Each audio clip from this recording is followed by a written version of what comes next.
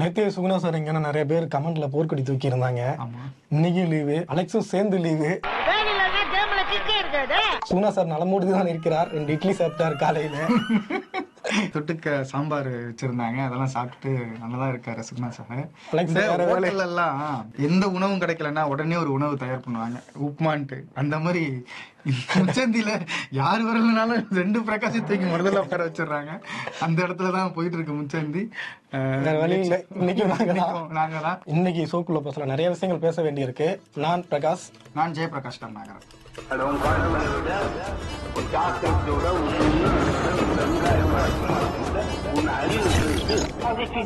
தமிழக வெற்றி கழகம் இல்லாதே தற்கூரிகள் வெற்றி கழகம் என்று உணர்ந்து வருந்தினேன் திருந்தினேன்னு கோவையை சேர்ந்த வைஷ்ணவி கட்சி விட்டு வெளியே வந்து திமுகவில் இணைஞ்சிருக்காங்க. அவங்க ஏற்கனவே அவங்க வெளியில போகும்போது சொன்ன விஷயங்கள்லாம் வழியிடா தான் இருந்தது. அந்த கட்சியில் எங்களுக்கு எந்த அங்கீகாரமும் இல்லை, யாரும் மதிக்க மாட்டேங்கிறாங்க அப்படின்னு சொன்ன கோவையில் நடந்த அந்த கூட்டத்திலேயே அவங்க பேசியிருந்தாங்க. கூட்டத்துக்கு வெளியே பிரஸ் மீட்ல பேசியிருந்தாங்க. அதை விட்டு கட்சியை விட்டு வெளியே போனாங்க. இப்போ திமுகவில் சேர்ந்திருக்காங்க. அவங்க அம்மா ஏற்கனவே திமுகவில் தான் இருக்கிறதா சொல்றாங்க. ஆனா அந்த பொண்ணு சொன்னதுல ஒரு விஷயம் சரிதான். அது வந்து தற்கூரிகள் வெற்றி கழகம் தான் அப்படின்றத உணர்த்துற மாதிரி தான் வந்து இப்போ தொடர்ந்து அவங்களோட நடவடிக்கைகள் எல்லாமே இருக்கு. இப்போ சின்னம் கேட்டு தேர்தல் ஆணையத்துல சில விஷயங்களை வந்து தொட்டிருக்காங்க. அதுல வந்து வர நவம்பர் மாசத்துல கேட்க போறாங்க. அதுக்கு வந்து ஒரு 12 பேர் கொண்ட குழு ரொம்ப தீவிரமா சிந்திச்சுட்டு என்னென்ன சின்னம்லாம் வாங்கலாம் அப்படின்ட்டு யோசனை ஒரு 50 படத்தை போட்டு பாத்துருக்காங்க. அப்போ வந்து இப்ப பொதுவா தேர்தல் சின்னம் எப்படி ஒதுக்குவாங்கன்னா, தேர்தல் ஆணையத்தால் அங்கீகரிக்கப்பட்ட கட்சிகள் அப்படின்னு, அதாவது மக்கள் வாக்கெடுப்பின் மூலமாக அங்கீகரிக்கப்பட்ட கட்சிகளுக்கு பொதுவா ஆல்ரெடி அவங்க கிட்ட சின்னங்கள் இருக்கும். அல்லது புதிதா ஒரு கட்சி வந்திருக்கு, பதிவு செய்யப்பட்டிருக்கு அப்படின்னா தேர்தல் ஆணையத்தினால ஒரு குறிப்பிட்ட தொகுதிகளை நின்னாங்கன்னா மட்டும் காமன் சின்னமா கொடுப்பாங்க. அப்படி ஏதாவது ஒரு காமன் சின்னம் வாங்கலாம் அப்படின்னு தேர்தல் ஆணையத்துக்கிட்ட அந்த கட்சி வந்து முறையிடும். அந்த வகையில தமிழகத்துல புதுசா துவங்கப்பட்ட கட்சியான தமிழக வெற்றி கழகம் இந்த நவம்பர் மாசம் என்ன சின்னம் கேட்டு வாங்கலாம் அப்படின்ட்டு ஒரு கூட்டம் போட்டிருக்காங்க. அந்த கூட்டத்துல அவங்க என்னென்ன பேசியிருக்காங்கன்னா, ஒரு லிஸ்ட் ஒன்று வச்சிருக்காங்க. என்னென்னா பேட்டு, பந்து, அதுக்கப்புறம் ஹாக்கி ஸ்டிக்கு, அதுக்கப்புறம் இன்னும் நிறைய லிஸ்ட் வச்சிருக்காங்க, விசிலு, இந்த மாதிரியான லிஸ்ட்டுகள்லாம் வச்சிருக்காங்க. இது எல்லாமே இயல்பா ஒரு பார்க்கப்படுகிற ஒரு விஷயம். ஏன்னா கிட்டத்தட்ட 190 சின்னங்கள் தேர்தல் ஆணையத்துல இருக்கு. அந்த மாதிரி பல சின்னங்கள்ல நம்ம கேள்விப்படுற விஷயம் ஒரு 10 சின்னம் அவங்க எடுத்து வச்சிருக்காங்க. ஆனா இதுல கூடுதல் என்னன்னா, நான் பண்ண போற காரியத்துல நீங்களே ஆடி போக போறீங்க, அசந்து போக போறீங்க அப்படின்னு சொல்லுவாங்கல்ல, அந்த மாதிரி அந்த டீம் ஒண்ணு யோசனை வச்சிருக்கு. என்னன்னா, அண்ணனோட படத்துல எதெல்லாம் தொடர்பு வருதோ அதெல்லாம் சின்னமா தூக்குடா அப்படின்னு யோசிச்சிருக்காங்க. இப்போ உதாரணத்துக்கு கிரிக்கெட் மட்டை அப்படின்னு ஒன்று எடுத்து வச்சிருக்கான்னு வச்சுக்க. அநேகமா சச்சின் தோத்து போன அந்த புகை மூட்டத்திலேயே ஒரு படம்லாம் எடுத்திருப்பாருல. அதாவது ஒரு ஏர்போர்ட் போனாலும் புகை வரும், கிரவுண்ட்ல இருந்தாலும் புகை வரும், கிளாஸுக்குள்ள இருந்தாலும் புகை வரும். அப்படி ஓடாத திரும்பி ரீரிலீஸ் பண்ணப்பட்ட அந்த சச்சின் படத்தை அநேகமா அந்த மட்டை சின்னத்துக்கு வச்சுப்பாங்கன்னு நினைக்கிறேன். அப்புறம் விசில்னு ஒன்று வச்சிருக்காங்க. அதே மாதிரி தான் பிகிலு, கப்பு முக்கியம் பிகிலு, இந்த மாதிரியான மீம்ஸ் எல்லாம் போட்டு அல்லது இந்த மாதிரியான ரீல்ஸ் எல்லாம் உருவாக்கி 2026 தேர்தலில் ரீல்ஸ் அதிகமாக வெளியிடும் ஒரே கட்சி தாவேக்காவா தான் இருக்கும்னு நினைக்கிறேன். அதுக்கேற்ற மாதிரியான சின்னங்களை தேர்ந்து பண்ணியிருக்காங்க. யோசிச்சு பாருங்களேன், பொதுவா ஒரு கட்சி சின்னங்களை எப்படி தேர்வு செய்யும்? இந்த சின்னம் வந்து நம்மளுடைய கொள்கையை வெளியில சொல்லணும், அது மூலயமா மக்களுக்கு நம்ம கொள்கையை வெளிப்படுத்தணும், மக்கள் அதுல கவர்ந்து நமக்கு வாக்கு செலுத்தணும். அவங்க யோசிச்சிருக்காங்க, அண்ணன் நடிச்ச படத்துல இருந்து ஏதாவது ஒரு சின்னத்தை எடு, அதுதான் நம்மளோட சின்னம் அப்படின்னு யோசிச்சு பிளான் பண்ணி பண்ணிடும்ல. 2026ல பயங்கரமான வெற்றியை நோக்குறதுக்காக அவங்க எதை யோசிச்சாலுமே ஒரு கட்சி அப்படின்னா அந்த கட்சிக்கு ஒரு கொள்கை இருக்கணும், ஏதாவது லட்சியங்கள் இருக்கணும், அவர்களுக்கான ஒரு வேலை திட்டங்கள் இருக்கணும், அதை பத்தி எல்லாம் சிந்திக்கணும். ஆனா இவங்க எதை யோசிச்சாலுமே விஜயோட சினிமாவை பத்தி மட்டும் தான் யோசிக்கிறாங்க. இப்ப சின்னம் கேட்கறதுக்கு மட்டும் இல்ல, நேற்று மதுரை மேற்குல ஒரு போஸ்டர் ஒட்டியிருந்தாங்க. விஜய் வந்து மதுரை மேற்குல தான் நிக்க போறார், 1,10,000 வாக்குகள் வித்தியாசத்தில் ஜெயிக்க போறாருன்னு ஒரு போஸ்டர் ஒட்டியிருந்தாங்க. அதை நம்ம நேற்றே பேசியிருந்தோம். அங்கேயும் அந்த போஸ்டர் ஒட்டுன சம்பந்தப்பட்ட ஆட்கள்கிட்ட போய் பேட்டி எடுக்கும்போது இதுதான் சொல்றாங்க. நிக்கணுங்க கேட்கறீங்க, சரி ஓகே, அது ஓகே, புரிஞ்சுக்க முடியுது. அது எப்படிங்க 1,10,000 ஓட்டுல ஜெயிப்பீங்கன்னு கேட்டா, அண்ணன் மதுரை படத்துல நடிச்சாருல்ல, கில்லி படம் மாதிரி தானே எடுத்தாங்கன்னு பேசுறாங்க. இப்ப இப்படிப்பட்டவர்களை வச்சுக்கிட்டு தான் வந்து இவங்க சின்னமும் கேட்கறாங்க. இவருடைய எல்லா இடத்துலயும் விஜயோட படங்கள் மட்டும்தான். விஜயோட படங்களை தவிர்த்து விட்டால் விஜயோட அரசியல் ஒண்ணுமே கிடையாது. அது வந்து எல்லா விஷயத்திலும் அவங்க வந்து காட்டிக்கிட்டே இருக்காங்க. அந்த மதுரை படத்துல வந்து பாத்தீங்கன்னா திடீர் IAS ஆபீசரா மாறுவாரு. கடைசி வரைக்கும் மார்க்கெட்ல மூட்டை தூக்கிட்டு இருப்பாரு, ஆன்டிகளுக்கு காய்கறி ரேட் குறைச்சி கொடுப்பாரு. மாமி நீங்க பாக்குறதுக்கு 16 வயசு மாதிரி தான் இருக்கீங்கன்ட்டு நகைச்சுவை எல்லாம் பண்ணிருப்பாரு. ஒரு அடல்ட் காமெடியில அந்த படத்துல பண்ணிட்டு கடைசியில பார்த்தா நான் பார்த்தா ஒரு IAS ஆஃபீஸரா ரிட்டர்ன்ல வருவார். அந்த மாதிரி தலைமை 2026 தேர்தல்ல டக்குன்னு எம்எல்ஏ ஆயிலாம் அப்படின்னு நம்பிக்கிட்டு மதுரை வடக்குலயே தெற்குலயே நிக்க போறாரு. அவர் முச்சந்தில நிக்காம தான் சரி. எனக்கு தெரிஞ்சு தம்பிங்கெல்லாம் தூக்கிட்டு போயிட்டு முச்சந்தில தான் நிக்க வைப்பாங்கன்னு நினைக்கிறேன். அடுத்ததா அவரோட தேர்தல நடக்கும்போது தான் நமக்கு தெரியும் மக்கள் யாருக்கு வாக்கு செலுத்த போறாங்க. ஷூட்டிங் முடிஞ்ச எடுத்து வரட்டும். கண்டிப்பா. இன்னொன்னு அடுத்தது நேத்து சீமான்ட்ட தொடர்ச்சியா வந்து போய் எங்க நிகழ்ச்சிக்கு போனாலும் சீமான்ட்ட கேட்கறவங்க எல்லாம் சரி நீங்களும் விஜயும் ஒண்ணு சேருவீங்களான்னு தான் கேட்கறது. ஏற்கனவே விஜய் தெளிவா சொல்லிட்டாரு கூட்டணி இல்லை அப்படின்ற மாதிரி சொல்லியிருக்காரு. கூட்டணிக்கு போவாங்களா இல்லையாங்கிறது அடுத்த பிரச்சனை. ஏற்கனவே அதிமுகவோட திரைமறைகள் பேச்சுவார்த்தை நடக்கிறதெல்லாம் சொல்லப்படுது.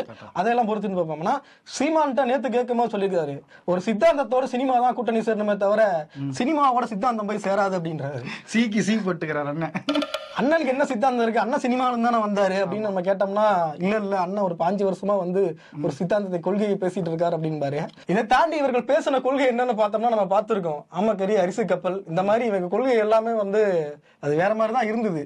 கொள்கைனா இவங்களுக்கு என்ன, இதை தாண்டி நம்ம திமுகவோ அல்லது வேற கம்யூனிஸ்ட் கட்சிகளோ வைக்கிற மாதிரியான கொள்கையை என்றைக்காவது சீமான் வச்சிருக்காரான்னு கேட்டா கிடையாது. விஜயை தேடி நான் போக மாட்டேன், என்ன தேடி விஜய் தான் வரணும் அப்படின்றாரு. 2 பேரும் யாரை தேடி போயிட்டு இருக்கீங்கன்றது தமிழ்நாட்டுக்கே தெரியும். அதனால இந்த சப்ஜெக்ட் அதோட முடிச்சுட்டு கீழடி தொடர்பா ஒரு முக்கியமான விவாதம் நேத்துல இருந்து ஓடிட்டு இருக்கு. ஆக்சுவலி அமலாக்கத்துறை உயர்நீதிமன்றம் கொடுத்த இந்த துணைவேந்தர் வழக்குல கொடுத்த தீர்ப்பு இது எல்லாம் ஓஞ்சி முடிகிறதுக்குள்ளேயே அடுத்து ஒரு பெரிய பிரச்சனையா கீழடி சம்பந்தமான ஒரு வாதம் போயிட்டு இருக்கு. மதுரை MP சு வெங்கடேசன் சொல்லியிருக்காரு 9 கட்ட ஆய்வு அறிக்கைகளை மத்திய அரசு வெளியிட மறுக்குது. சம்பந்தப்பட்ட அந்த அமர்நாத் அதிகாரி கிட்ட அறிக்கையை வெளியிடுவதற்கு பதிலாக நீங்க வந்து இன்னும் கூடுதலான தகவல்களை கொடுங்க, தரவுகளை கொடுங்கன்னு கேட்டிருக்கிறதா அவரு சொல்லியிருக்காரு. ஆக்சுவலி கீழடி தொடர்பா தொடர்ந்து ஒன்றிய அரசுடைய போக்கு நம்ம பார்த்துக்கிட்டே இருக்கும். கீழடியிலிருந்து ஏற்கனவே கைப்பற்ற பொருட்களை வச்சுட்டு இந்த பொருட்கள்லாம் எங்களுக்கு பத்தாது, இதுல எல்லாம் ஒண்ணும் இல்லை அப்படின்ற மாதிரி முதல்ல அந்த ஆய்வையை நிறுத்தினாங்க. நிதி பத்தலன்னாங்க. அதுக்கு நிதி பத்தலன்னு சொன்னதுக்கு தமிழிசை ஒரு அரிய விளக்கம்லாம் கொடுத்தாங்க. நிதி ஆயோக் கூட்டத்துக்கு போகாதனாலதான் நிதி சம்பந்தமா வந்து நிதி பற்றாக்குறை ஏற்பட்டுச்சு, அதுக்கு தமிழ்நாடு தான் காரணம் அப்படின்னு எனக்கு அவங்க சொன்னோன்னா இதுல எப்படி நான் வெளிச்சம் வரும். நிதி ஆயோக் கூட்டத்துக்கும் நிதிக்கு என்ன சம்பந்தம்? நிதியை பிரிச்சு கொடுக்க வேண்டியது பினான்ஸ் கமிஷனுடைய வேலை, பங்கிட்டு கொடுக்கறது. இதுல எங்கிருந்து நிதிக்குழு வந்ததுன்னு நமக்கு தெரியல. ஆனா டாக்டர் அப்படி ஒரு அரிய விளக்கத்தை கொடுத்தாங்க. அது ஒரு பக்கம் இருக்கட்டும். இப்ப இதுல இன்னொன்னு வேற இருக்கு. இப்ப வந்து நிதி ஆயோக் கூட்டத்துக்கு இன்னைக்கு சிஎம் போயிருக்காரு. அது எப்படி போலாம், ரைடுக்கு பயந்துதான் நீங்க போனீங்களான்னு ஒரு பக்கம் பேசுறாங்க. போகலன்னா அப்படியே ஒரு உருட்டு, போனாருன்னா இந்த பக்கம் இப்படி ஒரு உருட்டு. ஏதோ ஒரு வயதுல போனாலும் போகலனாலும் உருட்டுவாங்க, அது வேற விஷயம். என்னன்னா இந்த கீழடி ஆய்வு பத்தி பாத்தீங்கன்னா 2023 இந்த ஆய்வு அறிக்கையை அமர்நாத் ராமகிருஷ்ணன் அவர்கள் வந்து சப்மிட் பண்றாரு. ஸ்டார்ட் பண்ணும்போது என்னென்ன இடையூறு எல்லாம் பண்ணாங்க நமக்கு ஏற்கனவே தெரியும். 13-16 காலகட்டங்கள்ல தான் அவர் முதல்ல ஆராய்ச்சி பண்றாரு. அதுக்கப்புறம் அதை க்ளோஸ் பண்றாங்க. அதுக்கப்புறம் வழக்கு நீதிமன்றத்துக்கு போய் அதன் பிறகு அதை திரும்பவும் அந்த ஆய்வு நடத்தணும் அப்படின்னு சொல்லிட்டு அவர் அமர்நாத் வந்து அந்த ஆய்வை வந்து தயார் பண்ணி 2023 சப்மிட் பண்றாரு. அந்த சப்மிட் பண்ண ஆய்வறிக்கையை என்ன பண்ணணும்னா ஒன்றிய தொல்லியல் துறை வந்து எப்பயுமே வந்து வெப்சைட்ல வெளியிடுவாங்க. அந்த வெப்சைட்ல வெளியிடாம அந்த ஆய்வை குறித்து வெளியிடாமையே ரொம்ப நாள் கிடப்பில் போட்டிருந்தாங்க. கடந்த பார்லிமெண்ட் செஷன் அப்பவே இது குறித்து கேள்வி எழுப்பப்பட்ட போது அவங்க என்ன சொன்னாங்க, கூடிய விரைவில் நாங்க வெளியிட போறோம், அதை வந்து பப்ளிஷ் பண்ண போறோம் அப்படின்னு சொல்லியிருந்தாங்க. இப்போ என்ன பிரச்சனை வருது அப்படின்னா வர 27ஆம் தேதி, அதாவது இன்னும் ஒரு 4 நாள்ல வந்து பாத்தீங்கன்னா பார்லிமெண்டோடைய உறுதிமொழி நிலைக்குழு வந்து கூட போகுது. அதுல என்னன்னா டிஸ்கஸ் பண்ணப்பட்ட விஷயங்கள் எல்லாத்தையும் முடிச்சுட்டோமா அப்படின்னு அந்த நிலைக்குழுல ஒரு டிஸ்கஷன் நடக்கும். அப்படி பார்க்கும் பொழுது ஏற்கனவே இவங்க ஒரு வாக்குறுதி கொடுத்தாங்கல்ல, நாங்க இந்த ஆய்வறிக்கையை நாங்க பப்ளிஷ் பண்ண போறோம்னு ஒரு வார்த்தையை வெளியிட்டு இருந்தாங்களே, அது எங்க சொல்ல முடியாம போயிடுமோ, மாட்டிக்கிடுவோமோ அப்படின்ற அச்சத்துல இந்த ஒன்றிய தொல்லியல் துறை என்ன பண்ணுதுன்னா இது சரியில்லை, இன்னமும் நீங்க வந்து ஆய்வு வந்து மீண்டும் வந்து ஒரு பரிசீலனை பண்ணணும், இது வந்து திரும்பவும் கரெக்ஷன் கொடுக்கணும் அப்படின்ற மாதிரி அவங்க அனுப்பிச்சிருக்காங்க. அதுக்கு சு வெங்கடேசன் ஒரு நல்ல ஒரு பதில சொல்லியிருக்காரு. என்ன சொல்லியிருக்காருன்னா, எப்பயுமே ஒரு ஆய்வறிக்கை என்பது அதுக்குள்ள இருக்கிற ஒரு எழுத்து பிழையோ அல்லது ஃபேக்ட் ஏதாவது மிஸ்டேக்ஸா இருந்தா மட்டும்தான் நம்மள சேஞ்ச் பண்ண முடியும். ஒரு ரிசர்ச்சையே மாத்துறது அவருடைய அனுமதி இல்லாம பண்ண முடியாது.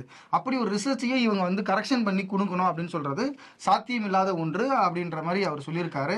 27ஆம் தேதி இந்த கூட்டம் நடக்கிறதுக்கு முன்னாடி அவசரமா இது எங்க நம்ம கூட்டு வெளியே வந்துட போகுது அப்படின்றதுனால இவங்க இப்படி ஒரு விஷயத்த பண்ணியிருக்காங்க அப்படின்னு சு வெங்கடேசன் சொல்றாரு. கூடுதலா இன்னொன்னு சொல்றாருன்னா, ஒன்றிய அரசுக்கு கீழடியில நடந்து கிடைக்கப்படுகின்ற அந்த ரிசர்ச் வந்து எப்பயுமே மக்கள் கிட்ட போயிடக்கூடாது, அங்க தமிழர்களுடைய பண்பாடோ அவங்களுடைய வரலாறோ எந்த இந்திய நாட்டுக்கு மக்களுக்கு தெரிஞ்சிடக்கூடாது அப்படின்றதுல ரொம்ப கான்சியஸா வேலை செய்யறாங்க அப்படின்றதுதான் இந்த மாதிரியான நடவடிக்கையில இருந்து தெரிய வருதுன்னு சு வெங்கடேசன் அவர்கள் ரொம்ப தெளிவா சொல்லிட்டாரு. ஆக்சுவலி இவங்களுக்கு வரலாற்றை திரிக்கிறது, ஆய்வு முடிவுகளை திரிக்கிறது, அல்லது ஆய்வு முடிவுகளை வெளியிடாம தடுக்கிறது, இதெல்லாம் வந்து பாஜகவுக்கு வந்து புதுசு இல்லை. கண்டிப்பா பல 10 வருஷத்துக்கு மேல, இது 11 வருஷம் ஆயிடுச்சு, அதான் பண்ணிட்டு இருக்காங்க.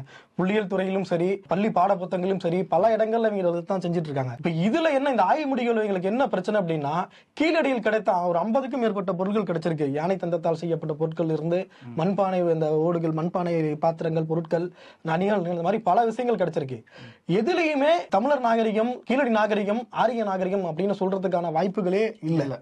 எல்லா இடத்துலையும் இது தமிழர்கள் நாகரிகம், திராவிட நாகரிகம், தமிழ் நாகரிகம் அப்படின்ற உறுதியான நிலைப்பாட்டுக்கு இந்த ஆய்வு முடிவுகள் இட்டு செல்லுது. அதை வந்து இவங்களால பொறுத்துக்கவே முடியல. ஏன்னா ஏற்கனவே இவங்க வந்து சிந்து செம்மொழி நாகரிகத்தையும் சரஸ்வதி நாகரிகம் ஒன்று இல்லாத ஒரு நாகரிகத்தை சொல்லி, அதை ஒரு இங்க ஆரியர்கள் இங்கதான் இருந்தாங்க, ஆரியர்கள் வந்து வந்தேரிகள் இல்லை அப்படின்ற ஒரு கட்டமைப்பை வந்து பல வருஷமா செஞ்சுக்கிட்டே இருக்கிறாங்க. நிர்மலா சீதாராமன் கூட இங்க இதுக்கு முன்னாடி இதை பேசியிருக்காங்க. சரஸ்வதி நாகரிகம் அது சிந்து செம்மொழி நாகரிகம் இல்ல அப்படின்லாம் பேசியிருக்காங்க. இல்லாத ஒரு நதியை கொண்டு வந்து வச்சுக்கிட்டு அப்படி ஒரு நாகரிகம் இருந்தா இவங்க சொல்லிட்டு இருக்காங்க. ஆனா கண்ணு முன்னாடி ஆய்வு முடிகள்ல நம்ம கிட்ட இவ்வளவு தரவு பொருட்கள் இருக்கு, எடுத்திருக்கோம். இதெல்லாம் இந்த காலகட்டத்தின்றதை வந்து தொல்லியல் துறை ஆய்வு ரீதியா அதை உறுதிப்படுத்தியிருக்காங்க. ஆனாலும் அவர்களால் அதை ஏற்க முடியல. ஏன்னா அங்க எந்த மத குறியீடுகளோ அல்லது கடவுள் சம்பந்தமானதோ இல்ல வேற ஏதாவது இவங்க சொல்ற இந்த சாதி சார்ந்த எதுவுமே கிடைக்கல. அது கிடைச்ச எல்லா பொருட்களுமே ஆற்றங்கரையோடம் இருந்து அன்னைக்கு இருந்த தமிழர்களுடைய அந்த மக்கள் அன்னைக்கு வாழ்வியலை பயன்படுத்தின பொருட்கள் அப்படின்றத வந்து இவங்களால ஏத்துக்கவே முடியல. அதனாலதான் திரும்ப திரும்ப இந்த ஆய்வு முடிவை மாத்துறதுக்கு போராடிக்கிட்டே இருக்காங்க. அது நிச்சயம் நடக்காது. ஏன்னா இது எங்கேயாவது வேற எங்கேயாவது மாநிலத்தில் இவங்க மாற்ற முயற்சி பண்ணிக்கலாம். தமிழ்நாட்டுக்குள் நிச்சயம் அது ஒருபோதும் நடக்காது. இந்த ஆய்வு முடிவுகளை நாம் தமிழ்நாட்டு மக்கள் ஏற்கனவே உள்வாங்கிட்டாங்க. இவங்க இதுக்கு மேல புதுசா தடுத்து இந்த ஆய்வு முடிவுகளை வந்து மக்கள் மத்தியில கொண்டு போய் ஆய்வை வேற மாதிரி திருத்தி மக்கள் மத்தியில பதிவு வைக்க முடியாது. அது எங்கேயோ போயிடுச்சு. கீழடி சம்பந்தமா இன்னைக்கு கீழடி அருங்காட்சியகம் வந்து ஒரு பெரிய சுற்றுலா தலமாவே மாறி இருக்கு. தினந்தோறும் அவ்வளவு பேர் போறாங்க. அங்கிருந்து போயிட்டு செல்ஃபி எடுத்து வீடியோ எடுத்து போடுறாங்க. கீழடிக்கு போகாமலே ஆன்லைன்ல அந்த விர்ச்சுவலா பாக்குறதுக்கான வசதிகள்லாம் ஏற்பாடு பண்ணி வச்சிருக்காங்க. அதையெல்லாம் மக்கள் பார்க்க ஆரம்பிச்சிட்டாங்க. கீழடியில இப்படிலாம் இருக்கு அப்படின்னு அதிசயமா மக்கள் பார்க்க ஆரம்பிச்சிட்டாங்க. இதற்கு மேல இந்த ஆய்வு முடிவுகளை திருத்தி மக்களை வந்து இவங்க திசை திருப்ப முடியும் அப்படின்னு இன்னும் நம்பிட்டு இருக்காங்கன்னா அது வந்து யூபியிலயோ மாப்பியிலயோ முடியும், தமிழ்நாட்டில் முடியாது. சிவகார்த்திகேயனும் சூரியும் ஒரு படத்தை நடிச்சிருப்பாங்க. சூரி வீட்டில் காது குத்தல் விழா வச்சுட்டு காசு என்னும் போது சிவகார்த்திகேயன் அடியில் வச்சிருவாரு. அவங்க அப்பா சிசிடிவி கேமரா பார்த்து கண்டுபிடிச்சிருவாரு. அப்போ சிவகார்த்திகேயன் ஒரு முடிப்பார்ல, உடனே சூரி சொல்றாரு மாட்டிக்கிட்ட பங்கு. அந்த மாதிரி பாஜகல நயினார் நாகேந்திரனுக்கு தெரியாமையே பை வேலையெல்லாம் பார்த்துட்டு இருந்த அண்ணாமலை இன்னைக்கு பங்கமா மாட்டிக்கிட்டிய பங்கு அப்படின்ற மாதிரியான ஒரு சூழல்ல இருக்காரு. என்னன்னா எப்பயுமே நமக்கு எல்லாருக்கும் தெரியும் பாஜகனுடைய ஐடி விங் அப்படின்னா அது வந்து எப்படியாப்பட்ட ஐடி விங்னா ஒன்லி ட்ரோல் கண்டென்ட் அல்லது ஆபாசமான வீடியோக்களை எடுத்து போட்டு, அதுவும் வெளியிலலாம் இல்லை, கட்சிக்குள்ள யாரெல்லாம் இருக்காங்களோ யாரெல்லாம் பெரியாலோ அவங்கெல்லாம் வீடியோ எடுத்து போட்டு அது மூலியமா கட்சியில ஒரு மேல் பதவியில வந்தவர் தான் அண்ணாமலை. அவருடைய டீம்ல பல பேர் இன்னமும் அதே கருப்பாடுகள் நயினார் நாகேந்திரன் தலைமையில் கீழையும் இயங்கிட்டு இருக்காங்க. இவங்க என்ன பண்ணிட்டாங்கன்னா போற போக்குல நயினார் நாகேந்திரன் அல்லது இவங்கள மாதிரி ஆட்களை கடிச்சிருந்தா கூட அது பெருசா தெரிஞ்சிருக்காது. போய் எடப்பாடியை 2 கொதறிருக்காங்க. பார்த்தாரு, ஏன்டா நாங்களே கஷ்டப்பட்டு என் தலைவனை டெல்லிக்கு போய் அனுப்பிச்சு கூட்டணிலாம் கூட்டி பேசி காலி பண்ணி நான் அதுல பதவியில வந்தா நீ என்னடா அவனுக்கு எதிராக ட்ரோல் பண்ற, கடைசியில கூட்டணி பிரிச்சிருவாங்களான்ற ஒரு பயத்துல நயினார் நாகேந்திரன் ஒரு ரொம்ப பெரிய ஒரு விஷயத்த பண்ணிருக்காரு. இனிமேல் இந்த வார் ரூம்ன்ற ஒரு சிஸ்டம் இருக்காது, அதன் மூலியமா அரசியல் பண்ண முடியாது அப்படின்ற ஒரு விஷயத்த சொல்லியிருக்காரு. அமர் பிரசாத் ரெட்டி சாப்பாட்டுக்கு என்ன பண்ணுவாருன்னு தெரியல. கட்டாயம் நிறைய பேர் அந்த வார் ரூம் நம்பியே அல்லது வார் ரூம் மூலயமா பதவி மேல வந்தவங்களா இருக்காங்கல்ல, இவரா இந்த தலைவரா இவருக்கு ஏதோ ஒரு கேமரா ஒன்று செட் பண்ணி அல்லது ஒரு வீட்டில் யாராவது ஒருத்தர் அனுப்பிச்சு அவர் என்ன பண்றாரு அப்படின்லாம் பார்த்து வீடியோ எடுத்து வச்சு த்ரெட்டனிங் மூலயமா பதவி கிடைச்சவங்களுக்கெல்லாம் பெரிய ஆப்பா நயினார் நாகேந்திரன் அவர்கள் கட்சிக்குள்ள வச்சிருக்காரு. அநேகமா எனக்கு தெரிஞ்சு தமிழ்நாடு அல்லது தமிழ் மாநில பாஜக கொஞ்சம் சீக்கிரமா காலியாடுன்னு நினைக்கிறேன். ஏன்னா வார் ரூம் இல்லாத பாஜக தமிழ்நாட்டில் கிடையவே கிடையாது. வார் ரூமும் பாஜகவும் ஒன்று அப்படின்றத கடந்த நம்ம நாட்கள்ல நம்மளால பார்க்க முடியுது. நயினார் நாகேந்திரன் அதுக்கு ஒரு முற்றுப்புள்ளியை வச்சிருக்கான்னு தான் சொல்ல முடியும். ஆக்சுவலி அண்ணாமலை தமிழக பாஜக தலைவர் ஆனதுல இருந்தே வந்து ரெண்டுமே பேரலா அண்ணாமலை பத்தி பேசினா வார் ரூமை பத்தி பேசாம இருக்க மாட்டாங்க. அப்படி ஒரு வார் ரூம் இருந்ததா இல்லையா எதுவுமே தெரியாது. தனியா ஒரு ஆபீஸ் போட்டு வேலை பார்த்தாங்களா இல்ல அங்கங்க எங்கேயாவது வெளியில இருந்து இந்த மாதிரி எதிர்கட்சிகள் கட்சிக்குள்ள இருக்கவங்களை வந்து ட்ரோல் பண்றது, அவங்க சம்பந்தமான பதிவுகளை போடுறது, இந்த மாதிரி ஏதாவது பண்ணிட்டு இருந்தாங்களா நமக்கு தெரியாது. கட்டாயம் இருந்திருக்க வாய்ப்பு இருக்கு. ஏன்னா மதன் ரவிச்சந்திரன் எல்லாம் வெளியில வந்து அந்த ராகவேந்திரன் அவர் பேர் என்னது முன்னாள் மாநில தலைவரா இருந்த கேடி ராகவன் அவருடைய வீடியோ வெளியிட்டதுல தனியா டிபார்ட்மெண்ட் அண்ணாமலை வச்சிருக்காரு, ஆடியோ வீடியோ டிபார்ட்மெண்ட் அந்த வார் ரூம் அதுலதான் செயல்பட்டது. சோ அப்படி இருக்க வாய்ப்பு இருக்கு. அந்த வார் ரூம் தான் இன்னைக்கு இவர் உடைச்சிருக்காரு. இதுல என்னன்னா நயினாருக்கு 2 விஷயம் ரொம்ப முக்கியமானது. ஏன்னா அண்ணாமலை வந்து தலைவர் பதவியை விட்டு வீட்டுக்கு போய் ஆடு மாடு மேய்க்கிறதா சொன்னாலுமே கூட அப்பப்ப ஏதாவது அறிக்கைகள் கொடுக்கறது, பேட்டி கொடுக்கறது, தொடர்ந்து இந்த மாதிரி ஏதோ ஒன்று பண்ணிக்கிட்டே தான் இருந்தாரு. ஒரு வகையில வந்து தன்னை லைம்லைட்ல வச்சுக்கிறதுக்கான வேலைகளை அண்ணாமலை செஞ்சுக்கிட்டே தான் இருந்தாரு. ஆனா நயினார் நாகேந்திரனுக்கு அண்ணாமலை அளவுக்கு வந்து அண்ணாமலைக்கு டஃப் கொடுத்தெல்லாம் வந்து பிரஸ் மீட் ஹேண்டில் பண்றதோ இல்ல வந்து கட்சியினரை வந்து ஹேண்டில் பண்றதோ முடியல. இப்போ திருநெல்வேலியில வந்து வருங்கால முதல்வரேன்னு பேனர் வச்சதுக்கே அவர் பதறிட்டாரு. திருவண்ணாமலையில போயிட்டு பேனர்லாம் வைக்காதீங்க எனக்கு அந்த மாதிரிலாம் அப்படின்னு சொல்லி தொண்டர்களுக்கு வந்து அறிவுறுத்தினாரு. அதுக்கு பிறகு எங்கேயும் வைக்கல. உண்மையிலேயே அது வந்து சொந்த ஊர்ல அவரா சொல்லி வச்சாங்களா நமக்கு தெரியல. ஆனா அதுக்கு பிறகு வேற எங்கேயும் வைக்க காணோம். ஆனா இதுல என்ன விஷயம்னா அண்ணாமலை வந்து தமிழக பாஜக தலைவரா வந்தப்ப வார் ரூம் போட்டது, இந்த மாதிரி ஆடியோ வீடியோ வெளியிட்டது, இது மட்டும் இல்லாம கடந்த காலங்களில் பாஜக மேல இருந்த உள்ள இருந்தவங்க மேல இருந்த புகார்களுக்கு ஒரு பதில் சொல்ற விதமா வந்து கமலாலயத்துல ஏற்கனவே மரக்கதவுகள்லாம் இருந்தது, அந்த கதவுகள்லாம் தூக்கிட்டு கண்ணாடி டோர் போட்டாரு. ஆனா நாங்க இனிமேல் டிரான்ஸ்பரண்டா இருக்க போறோம்னா இதுக்கு மேல வந்து இந்த மாதிரிலாம் எதுவும் நடக்காதுன்னு அப்படின்னாரு. உண்மையிலே இவ்வளவு பயத்துலதான் ஒரு கட்சி நடத்திட்டு இருக்காங்க. அது வேற விஷயம். இப்ப இவர் என்ன பண்றாருன்னா நயினார் நாகேந்திரன் சொன்னதுல நாங்க வந்து இனிமேல் சோசியல் மீடியால வந்து இந்த மாதிரி அதிமுகவினரையோ இல்ல வேற தலைவர்களையோ அதாவது கூட்டணி கட்சி தலைவர்கள் விமர்சிக்கிறாங்களா இல்லையா அப்படின்னு கண்காணிக்கிறதுக்காக கட்சி நீரை கண்காணிக்கிறதுக்காக ஒரு எம்பவர்மெண்ட் நெட்வொர்க்னு ஒண்ணு ஏதோ ஒரு பேர் போட்டிருந்தாங்க. மீடியா எம்பவர் நெட்வொர்க்னு ஒண்ணு வந்து புதுசா ஆரம்பிச்சிருக்காங்க. அந்த குழுவை வச்சு சொந்த கட்சியினரே வந்து இனிமேல் வேவு பார்க்க போறாங்க, யார் யார் என்ன போட போறாங்க அப்படின்னு. இந்த குழுவுக்கு நீங்க 1 லட்சம் பேர் எடுத்தாலும் பத்தாது. ஏன்னா டெய்லி வேலையா வந்து ஒரு சேனல் கீழே போய் ஒரு தலைவர் கீழே போய் பார்த்தோம்னா திட்டுறது பூரா சங்கியா இருக்கிறாங்க. அத்தனை ஃபேக் ஐடியா வேற இருக்குது. நீங்க யாரை போய் கண்டுபிடிப்பீங்க? இதுல ஒரிஜினல் ஐடி யாரு ஃபேக் ஐடி யாருன்னே தெரியாது. அப்ப இப்படி ஒரு குழுவை போட்டுதான் சொந்த கட்சியினரே கண்காணிக்க வேண்டிய தேவையில தான் பாஜக இன்னும் இருக்கு. அண்ணாமலை தலைவர் பதவி விட்டுட்டு போயிட்டா கூட அந்த கட்சி இன்னும் திருந்தல, அப்படியேதான் இருக்குது அப்படிங்கறதா நயினாரோட இந்த ஸ்டேட்மெண்ட் சொல்லு புரிய முடியுது நம்மளால. இல்ல அண்ணனின் விழுதுகள் உள்ள ஊறி இருக்காங்க அப்படிதான் நம்ம சொல்லணும். அந்த அளவுக்கு தான் பாஜகவை கடந்த ஒரு 3 வருடமா அண்ணாமலை அப்படிதான் வழி நடத்திட்டு இருந்தாரு. அந்த வேர்கள் ரொம்ப ஸ்ட்ராங்கா இருக்கு. நயினார் நாகேந்திரனுக்கு அந்த வேரை புடுங்கிறதுல ரொம்ப கஷ்டமான வேலை. அப்ப நம்ம பக்கமே திரும்பிடுமோன்னு ஒரு வேலை பயந்துட்டாரான்னு தெரியல இருக்கும். ஏன்னா அண்ணாமலையுடைய கடந்த கால அனுபவங்கள் அந்த மாதிரி. ஒன்றிய பாஜக அரசால் கொண்டு வரப்பட்ட மோசமான சட்டங்கள் அப்படின்னு வந்து நம்ம பட்டியலிட்டோம்னா காஷ்மீருக்கான சிறப்பு அந்தஸ்து பறிப்பு, 2020 கொரோனா காலகட்டத்தில் எந்த விவாதமும் இல்லாமல் புதிய கல்விக் கொள்கை அந்த மசோதாவை நிறைவேற்றி நிதி மசோதாவை நிறைவேற்றி சட்டத்துக்கு அமல்படுத்தினது, அந்த மாதிரி சில விஷயங்களை சொல்லலாம். அப்படி இந்த 3வது டெனர்ல அவங்க பண்ண மோசமான ஒரு சட்டம் 2வது டெனர் முடியும் போது அதுக்கான வேலைகளை ஆரம்பிச்சுட்டாங்க.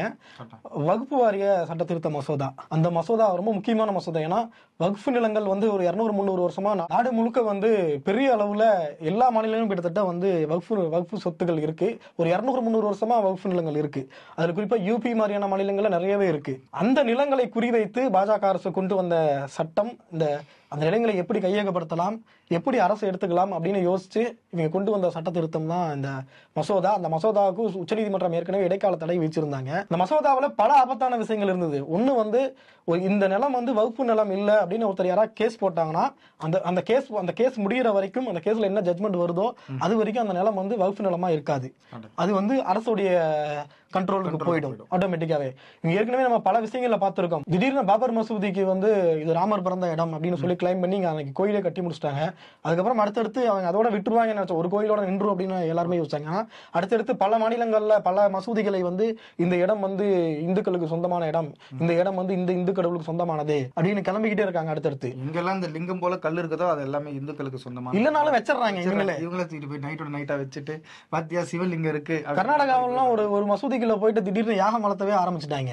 ஆனா ஒரு ஒரு இந்து கோயிலுக்குள்ள ஒரு முஸ்லீம் போனதுக்கு தலைப்பாகை வச்சுட்டு போனதுக்கு நீதிமன்றமே கண்டிச்சுது. எப்படி வந்து இந்துக்கள் மனசை புண்படுத்தாதா அப்படின்னு நீதிமன்றமே கண்டிச்சுது. அதெல்லாம் பார்த்தோம். இப்படிப்பட்ட சூழல்ல தான் இந்த வக்ஃப் வாரிய மசோதா ஒரு பெரிய சர்ச்சைக்கு உள்ளாச்சு. நாடு முழுக்க பல மாநிலங்கள்ல எதிர்ப்பு கிளம்பிச்சு. குறிப்பா திமுக ரொம்ப அழுத்தமா இந்த விஷயத்தில். திமுகவுடைய மக்களவை உறுப்பினர் ஆராசா நாடாளுமன்றத்துல கடுமையான ஒரு பதில் அவர் கொடுத்த பதில் வந்து ரொம்ப ஆய்வுபூர்வமான பதிலா இருந்தது. வக்ஃப் நிலங்கள் எப்படி அந்த வக்ஃப் போர்டுக்கு கீழே வந்தது, அந்த நிலங்கள் யார் இப்ப பயன்படுத்தி இருக்காங்க, எப்படி யூசேஜ்ல இருக்கு, அதை பாஜக அரசு எப்படி வந்து அதை கபலீகரம் பண்ண பாக்குது அப்படின்னு ரொம்ப டீட்டெயிலா அந்த நாடாளுமன்றத்துல பேசினாரு. தொடர்ந்து தமிழ்நாட்டுல 2-3 இடங்கள்ல பொதுக்கூட்டங்கள்லாம் பேசினாரு. அது சம்பந்தமா ஒரு புத்தகமே இப்ப ரீசெண்டா வெளியில வந்துருக்கு. அந்த புத்தகங்கள்ல பார்த்தா அவ்வளவு தரவுகள் இருக்கு. அப்ப இப்படிப்பட்ட வகுப்பு நிலங்களை கையகப்படுத்துறதுக்காக ஒரு வழக்கு, அந்த வழக்கை வந்து உச்சநீதிமன்றம் ஏற்கனவே இடைக்கால தடை வச்சிருக்கு. அந்த வழக்குல இப்ப இருதரப்பு வாதங்களும் முடிவடைஞ்சிருக்கு. இப்ப நம்ம ஏற்கனவே சொல்லிட்டு இருந்ததுதான், இப்ப நம்ம ஆரம்பத்திலே சொல்றப்ப சொன்னோம், ஒரு நிலம், அந்த நிலம் வந்து வகுப்பு போர்டு நிலம் இல்ல, இது இந்துக்களுடைய நிலம்னு யாராவது ஒருத்தர் கேஸ் போட்டாங்கன்னா உடனே வந்து அந்த கேஸ் முடிகிற வரைக்கும் அந்த நிலம் வந்து கவர்மெண்டோட கைக்கு போயிடும், வகுப்பு போர்டு நிலமா இருக்காது அப்படின்றதுதான் அடிப்படையான விஷயம். அந்த கேள்வியை இன்னைக்கு நீதிபதி, உச்சநீதிமன்ற தலைமை நீதிபதி கவாய் எழுப்பி இருக்காரு. 2 தரப்பு வாதங்களும் முடிவடைஞ்சு இந்த கருத்தை சொல்லியிருக்கிறாரு. இதை சொல்லி அவர் வந்து தீர்ப்பு தேதியை ஒத்தி வச்சிருக்காரு. நிச்சயம் இந்த வழக்கில் நல்லபடியா தீர்ப்பு வரும்னு நம்புவோம். ஏன்னா ரொம்ப முக்கியமான தீர்ப்பு. இந்த நாடு மதசார்பற்ற நாடா இருக்குதா இல்லையா, அல்லது இது ஒரு மதசார்பான நாடா மாறிடுச்சா அப்படிங்கறத தீர்மானிக்கக்கூடிய ஒரு ரொம்ப முக்கியமான ஒரு தீர்ப்பு. இந்த தீர்ப்பை நிச்சயம் நாமும் எதிர்பார்த்திருக்கிறோம். நல்ல விதமா தீர்ப்பு வரும்னு நம்மளும் நம்புறோம். ஓகே, இன்னைக்கு கீழடியில் இருந்து வக்ஃப் வாரிய சட்ட திருத்த மசோதா வரைக்கும் பல விஷயங்களை நம்ம இன்னைக்கு பேசியிருக்கோம். மீண்டும் நாளைக்கு சுகுணா சார் நாளைக்கு உடல்நலம் சரியாச்சுன்னா நாளைக்கு வந்துருவாரு. நாளைக்கு இது பல விஷயங்களை முச்சந்தியில் நம்ம பேச இருக்கோம். முச்சந்தியை லைக் பண்ணுங்க, ஷேர் பண்ணுங்க. Modern Tamil Nadu YouTube channel subscribe பண்ணுங்க. மறக்காம பெல் ஐகானை தட்டுங்க. நன்றி.